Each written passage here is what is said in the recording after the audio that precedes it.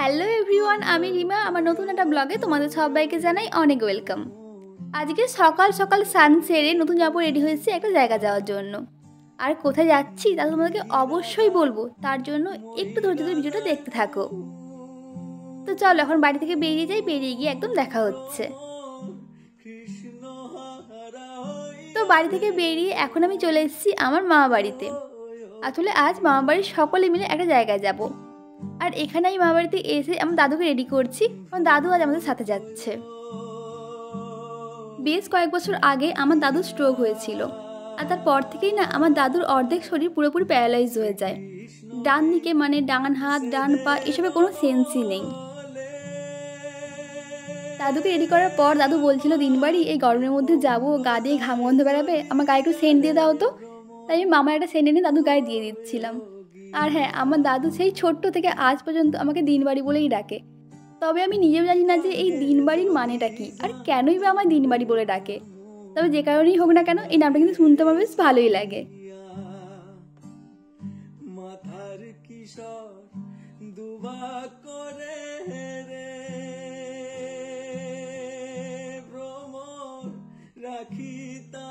আমার দাদু যেহেতু ট্রেনে বাসে করে যাতায়াত করতে পারে না, তাই এখানে দাদুর জন্য গাড়ি ভাড়া করা হয়েছিল। তো এক এক করে আমরা সকলে এখন গাড়িতে উঠে বসে পড়লাম।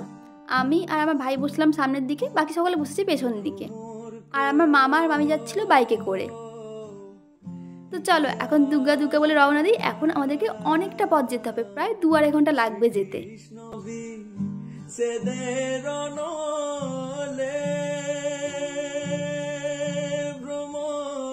এই মাথা পারে না,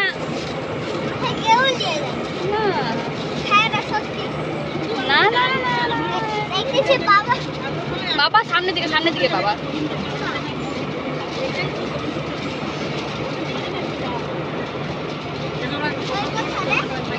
অনেক দূর চলে গেছে বাবা মা।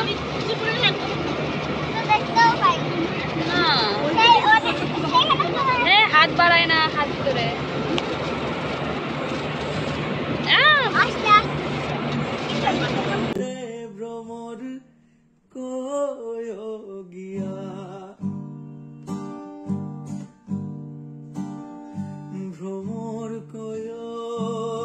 তো কথা বলতে বলতে চলে এলাম আমাদের গন্তব্যস্থলে।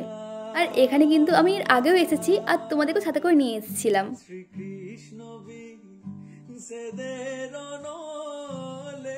কি গো, জায়গাটা চেনা চেনা লাগছে তো?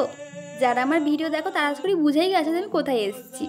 হ্যাঁ, ঠিকই ধরেছো, আমি এসেছি আমার গুরু বাবার আশ্রমে।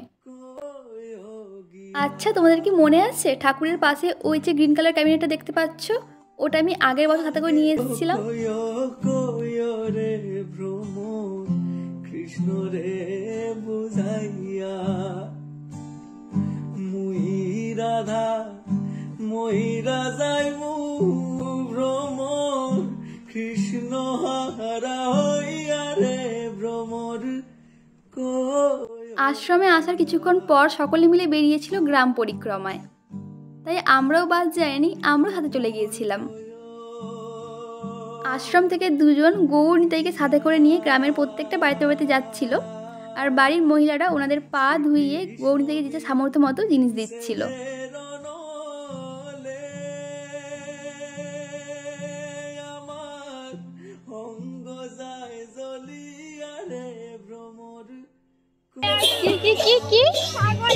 কি নিবি? চ চ চ। আরে ছাগল কোথায় পাবো, কোথায় এখানে?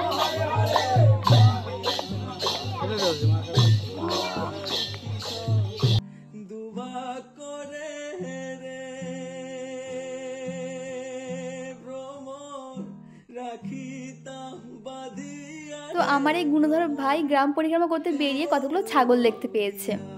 আর তারপরেই বায়না ধরেছে যে ও এখান থেকে একটা ছাগল বাড়িতে নিয়ে যাবে, তাকে নিয়ে গিয়ে বাড়িতে ঘাস খাওয়াবে, বড় করবে। আর বেঁচে বেঁচে ওর এখানে এই লাল কানবলা এই ছাগলটা পছন্দ হয়েছে।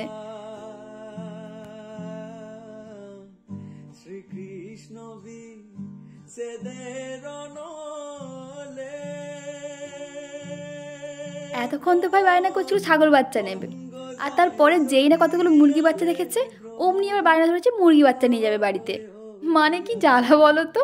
আর ও তো এমন সব কাণ্ড কারখানা করছে তা দেখে গ্রামের লোকজন রীতিমতো হাসাহাসি করছে।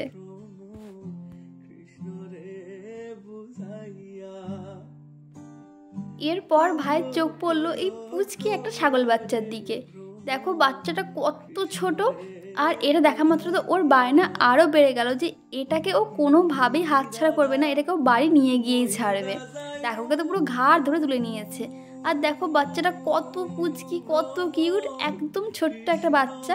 আর বাচ্চাটা কালকে রাত্রেই হয়েছে, ও এখন ঠিকমতো দাঁড়াতেও পারছে না। নিয়ে যাবেই যাবে আজকে, দিয়ে দাও। আর মা রেগে যাচ্ছে, বাবার ও কালকে হয়েছে তো ব্যথা পাবে, ও এখনো হাঁটতে পারেনি ও ঠিক করে। ওর মার কাছে দাও, তোমার মাম খাবে, এই মাম খাতো একটু, বাবান দেখবে।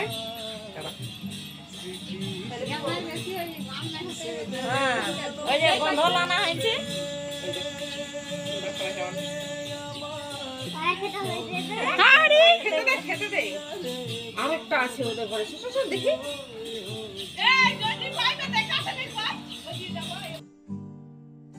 বাবা চলো, ও থাক, চলো নিয়ে যাবে করে। গ্রাম পরিক্রমা করে এখন আমি চলে এসেছি আশ্রমের রান্নাঘরে কী কী রান্না হচ্ছে সেসব দেখতে। তো আজ তো এখানে অনেক কিছুই রান্না হচ্ছে, তারপরে দাদা তোমাদেরকে একটা জিনিস দেখাই। এগুলো কি বুঝতে পারছো? এগুলো হলো কচু গাছের ডাঁটা। ওই যে দেখবে রাস্তার পাশে না অনেক বড় বড় কচু গাছ হয়ে থাকে, এগুলো ওই কচু গাছের ডাঁটা। আজকে এগুলো রান্না হবে। আরে না না, এত অবাক হওয়ার কিছু নেই। শুনতে অদ্ভুত লাগলেও এগুলো কিন্তু ভালোভাবে রান্না করলে খেতে ভীষণই ভালো লাগে। আসলে বাঙালরা না এসব জিনিসপত্র খুব ভালো খায়, আর আমার এগুলো খেতে বড্ড ভালো লাগে। কোনো কারণ ছাড়াই আমার দুপুরবেলা কোনো ভিডিও রেকর্ড করা হয়নি, তাই ব্লগটা আবার বিকেলের পর থেকে কন্টিনিউ করছি। তো এখন বিকেলবেলা আমি, মামা, মামি আর ভাই আমরা চারজনে বেরিয়ে একটু বাজারের দিকে যাচ্ছি খাওয়া দাওয়া করতে, কারণ আমাদের চারজনেরই খিদে পেয়ে গেছে। তবে বাজারে এসে আমরা তেমন কোনো খাওয়া দাওয়ার পেলাম না। আসলে এখানে না জনবসতি খুবই কম, আর দোকানদারিও খুব কম। তো অনেক খুঁজে খুঁজে আমরা একটা মিষ্টি দোকান পেলাম, তো সেখানে বসে এখন আমরা চপ মুড়ি খাচ্ছি। খাওয়া দাওয়া করে আশ্রমে এসে এখন আমি তিলক পড়ছিলাম। আসলে এখন আশ্রমে সন্ধ্যা আরতি হবে, আর এই সময় না প্রত্যেকে তিলক পড়ে, তাই দেখে আমাদেরও ইচ্ছে ছিল তিলক পড়তে। তবে একা একা পড়তে পারছিলাম না, তাই মামি এখানে আমাকে তিলক পরিয়ে দিচ্ছিল। কৃষ্ণ রে বুঝাইয়া মুই রাধা মহিরা যাইমু ভ্রমর, কৃষ্ণ হারা হইয়া রে ভ্রমর। তো এই যে আমার তিলক পড়া কমপ্লিট। আর দেখো তিলকটা পরে কিন্তু মন্দ লাগছে না, বলো? তো এখন যেই বড় প্রদীপটা দিয়ে এখানে আরতি হবে, সেই প্রদীপটা সকলে মিলে জ্বালাচ্ছিল। তা দেখে ভাবলাম আমি বা বাদ যাই কেন, আমি সকলের সাথে হাত লাগালাম। শ্রীকৃষ্ণ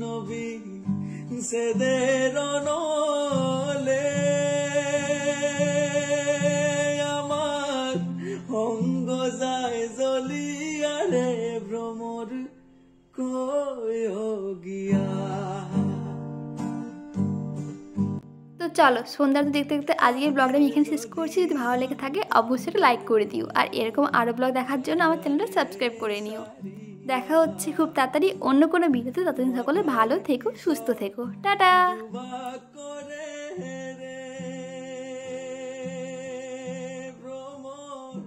রাখিতাম বাঁধিয়া রে ভ্রমর কয়